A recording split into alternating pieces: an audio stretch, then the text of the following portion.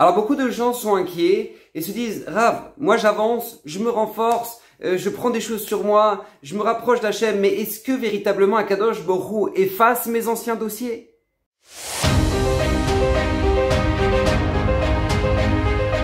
Alors Bezrat Hashem, le Zerach Shimshon de cette semaine est dédié pour l'élévation de l'âme de Stéphane Yair Masaoud Ben Avraham. Qu'Akadosh Borou amène la consolation à toute la famille Bezrat Hashem. Alors j'aimerais justement aborder un sujet extraordinaire et tellement important parce que beaucoup de gens qui ont cette sincérité là dans leur tchouva, dans leur avancée, dans leur proximité, dans leur volonté d'avoir cette proximité avec Hachem, se disent mais est-ce que Akadosh Borou pardonne et efface véritablement tous les dossiers que j'ai pu avoir avant? Parce que Rav, j'ai été vraiment très loin. D'accord, j'ai été vraiment très loin et donc du coup je voudrais vraiment savoir si dans le ciel on efface parce que c'est difficile pour moi. Ils traînent un espèce de boulet comme ça avec eux dans leur tchouva, dans leur avancée, dans leur renforcement parce qu'ils disent voilà je sais pas moi avec ce que j'ai fait, j'aime pas si Hachem il m'écoute Birlal, je sais pas. Alors tout d'abord je voudrais leur dire à ces gens-là que effectivement c'est fondé. Ce ressentiment là est fondé parce que on pourrait très bien dire très facilement dire oh non mais rien tiens face à la tchouva. Et vous inquiétez pas, et tout va bien, et pas de problème, avancez. D'accord, on pourrait dire ça. Mais nous dit Zerach Shimshon, c'est pas si évident. Je vais vous dire pourquoi. Mais on verra par la suite que vous inquiétez pas. Mais dans un premier temps, on va voir que c'est pas si évident parce que nous dit les Zerach Shimshon, la Gemara dans Yoma. La Gemara dans Yoma, elle nous dit comment on peut définir une personne qui a véritablement changé. Comment on peut définir une personne, sur quoi en fait on peut s'appuyer pour dire que cette personne-là a fait tchouva. Comment on peut le savoir véritablement? Alors la Gemara nous donne un indicateur très simple. Elle nous dit lorsque cette personne se retrouve dans la même situation qu'avant, dans la même ambiance, avec les mêmes tentations, et qu'elle ne le refait pas, alors ça veut dire que cette personne a fait tchouva. Voilà, ça, c'est l'élément de base pour savoir si une personne a fait ce qu'on appelle une tchouva shlema et qui a accepté aux yeux d'Hachem en tant que tchouva shlema. D'accord? Le même endroit, même ambiance, même tentation. Et là, la personne dit, non, je veux pas, j'ai rien à voir avec ça, j'ai tourné la page, et la personne part. C'est comme ça qu'on définit une tchouva. Mais nous dit les Zerach Shimshon, et ça, c'est exactement le ressenti qu'ont beaucoup de gens. Le Zerach Shimshon nous dit, mais pas tout le monde se retrouve dans la même ambiance qu'avant. Il y a énormément de gens qui décident de faire tchouva, et justement, ils prient pour ne pas se retrouver dans la même ambiance qu'avant. Il y a beaucoup de gens, il dit le Zerach Shimshon par exemple à Kippour. Les gens arrivent à Kippour, ils demandent à Hachem, je t'en supplie, j'ai passé un mois d'août, c'est une catastrophe, j'ai fait le 400 coups, Hachem, je t'en supplie, pardonne-moi. D'accord, c'est pas pour rien justement que, en général, les Rosh Hashanah et Kippour arrivent après le mois d'août. Parce qu'en général, d'accord, le mois d'août, c'est pas le top. Donc du coup là, a priori, la personne dit à Kadosh Borou, je t'en supplie, pardonne-moi. Mais il dit le Zerach Shimshon, c'est bien joli, c'est bien sympa de demander à Hachem de nous pardonner. Quand on est sous les talit, et tout le monde prie, et qu'il y a une ambiance de tchouva, et que tu comprends, tu jeûnes et tout, donc, ok. Mais si jamais, là maintenant, on te dit, ce soir, tu voudrais retourner à la soirée Coca-Cola sur le bord de la plage de Tel Aviv? Et là, la personne, ok, là, c'est plus le même discours. Donc, quand on est à Kippour, soit à la Beta Knesset, et avec le talit et tout, bon, là, on comprend, on est dans l'ambiance de tchouva, mais est-ce que ça veut dire que la personne a véritablement fait tchouva? Pas forcément. Pas forcément, nous dit le Zerach Shimshon.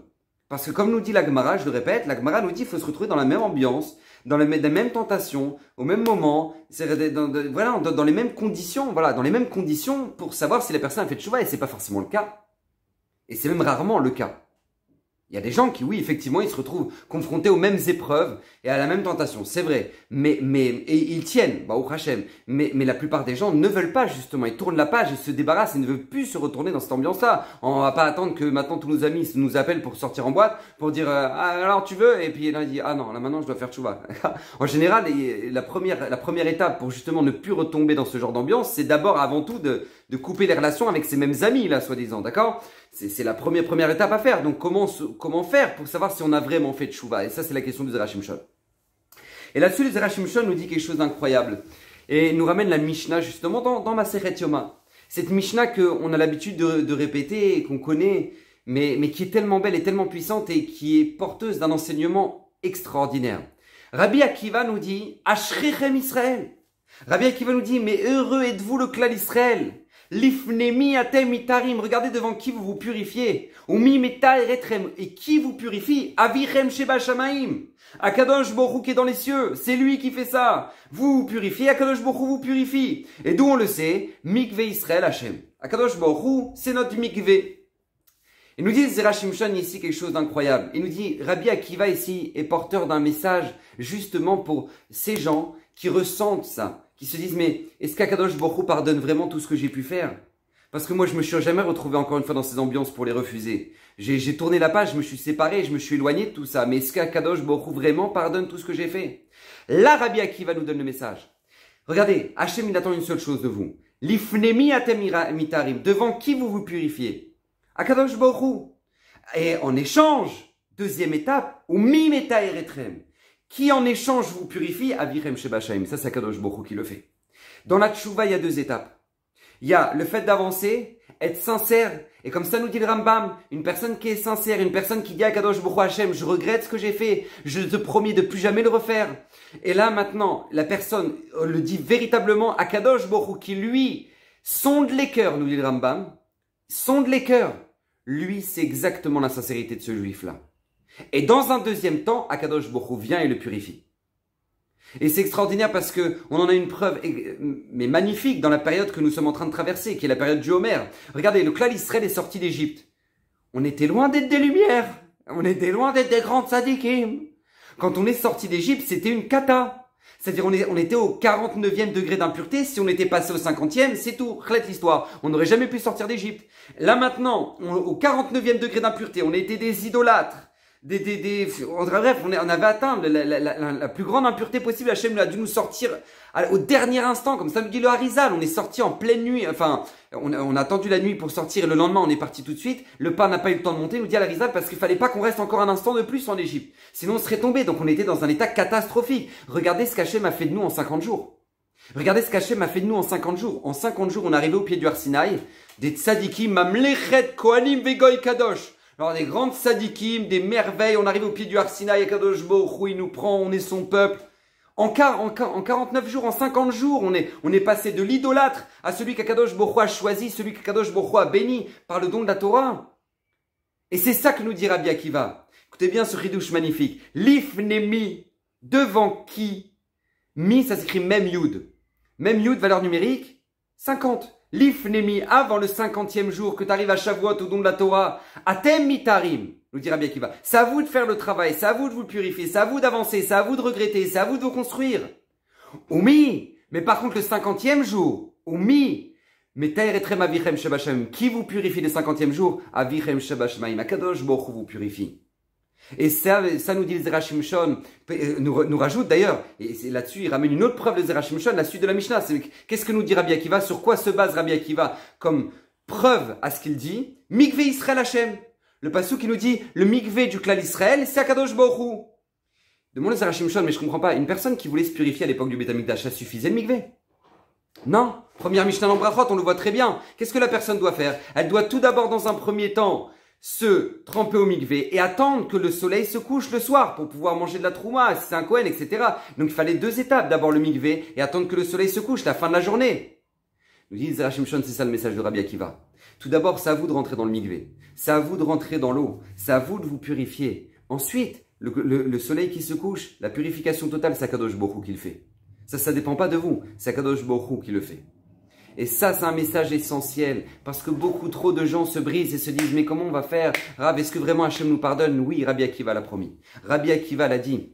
Et c'est vrai, l'idéal d'une tchouva qui est su accepter en tant que tchouva, c'est lorsque maintenant une personne s'est retrouvée dans la même situation et que Baruch Hashem, elle s'en est sortie. Mais nous dit Zera Shimshon, on espère ne pas se retrouver dans la même situation parce que c'est tellement compliqué. Alors comment on s'assure qu'Akadosh Borou nous pardonne? Ça c'est par la Mishnah que nous dit Rabbi Akiva. Et je terminerai juste d'ailleurs avec cette histoire extraordinaire que nous ramène la Gemara dans Masechet Avodah Zara, celle de Rabbi Eliezer ben Dourdaya, où la Gemara nous raconte que lui il était dévergondé total. Mais total, on ne pouvait pas pire que lui. C'est vraiment, c'était une catastrophe. Il allait avec toutes les femmes de mœurs légères. On va dire ça comme ça, d'accord? Il n'y avait pas une avec qui il n'avait pas été. Et il a entendu justement qu'il y en a une que oui.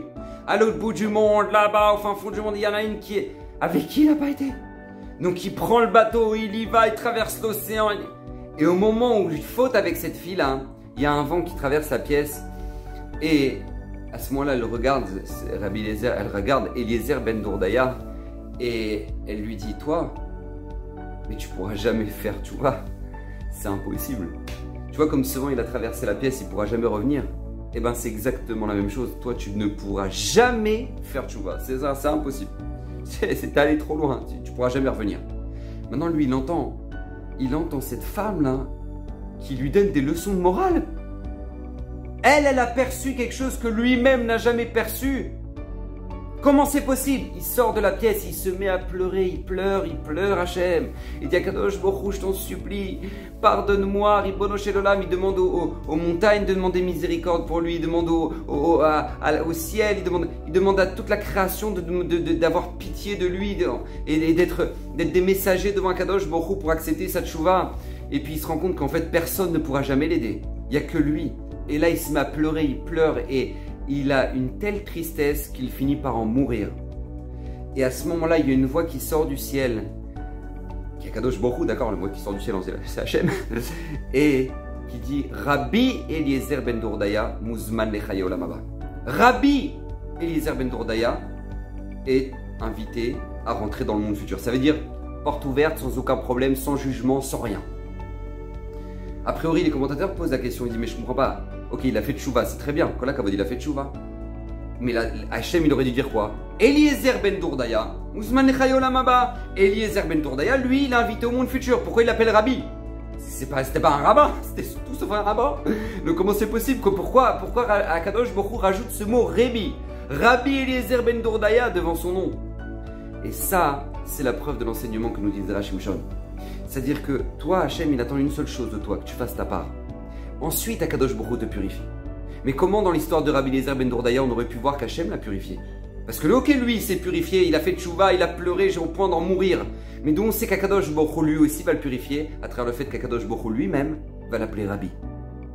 Il n'était pas obligé. Mais parce qu'Hachem l'a appelé Rabbi, de là on apprend que lui il a fait sa part et Hachem fait le reste. Donc Bezrat Hachem, qu'on puisse vivre serein dans notre tchouva en ayant cette émouna claire qu'Akadosh Baruch Hu est là pour nous. Akadosh Baruch Hu veut qu'une seule chose, nous purifier, nous renforcer, qu'on soit sincère, qu'on soit clair et qu'on puisse avancer Bezrat Hachem. Que ces paroles de Torah soient pour l'élévation de l'âme de Stéphane Yair Messaoud, de Ben Avraham. Et que Bezrat Hachem, le mérite du Zera Shimshon, vous protège. Lui-même qui a promis que tout celui qui l'étudiera régulièrement méritera une multitude de bénédictions. Baruch Hachem. Donc vous avez une grande liste du Zera Shimshon sur la chaîne YouTube. Maintenant, vous regardez, il y a même une playlist spéciale pour ça. Donc n'hésitez pas à partager, qu'Hachem vous bénisse, bracha v'atzlacha, qu'Hachem vous comble de bonheur. Et Bruchim Tiwa la semaine prochaine.